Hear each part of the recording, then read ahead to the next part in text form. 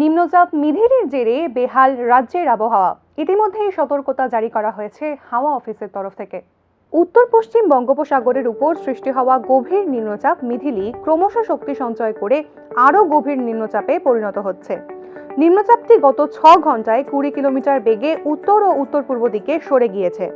আগামী 24 ঘন্টার মধ্যেই এই নিম্নচাপ ঘূর্ণিঝড়ে পরিণত হয়ে বাংলাদেশ উপকূলে আছড়ে পড়বে, যার জেরে আগামী 24 থেকে 48 ঘন্টা রাজ্যে ভারী থেকে অতি ভারী বৃষ্টিপাতের সম্ভাবনা রয়েছে। বৃহস্পতিবার রাত থেকেই আবহাওয়ার পরিবর্তন দেখা গিয়েছে রাজ্যে। শুক্রবার সকাল থেকেই রাজ্যের বিভিন্ন অংশে বিক্ষিপ্তভাবে মাঝারি থেকে ভারী বৃষ্টিপাত শুরু হয়েছে, চলবে আগামী 2 দিন পর্যন্ত, এমনটাই জানাচ্ছে আবহাওয়া দফতর। এই নিম্নচাপের জেরে ইতিমধ্যেই সতর্কতা জারি করা হয়েছে মিজোরাম এবং ত্রিপুরায়। ত্রিপুরার সিপাহীজলা, গোমতী এবং দক্ষিণ ত্রিপুরা এই 3 জেলায় আগেই বিশেষ সতর্কতা জারি করেছিল আবহাওয়া দফতর। তবে ইতিমধ্যেই আগামী 24 ঘন্টায় খোয়াই, ঊনকোটি, উত্তর এবং পূর্ব ত্রিপুরা জেলায় বজ্রবিদ্যুৎ সহ ভারী বৃষ্টিপাতের সতর্কতাও জারি করা হয়েছে। Bureau report, news now.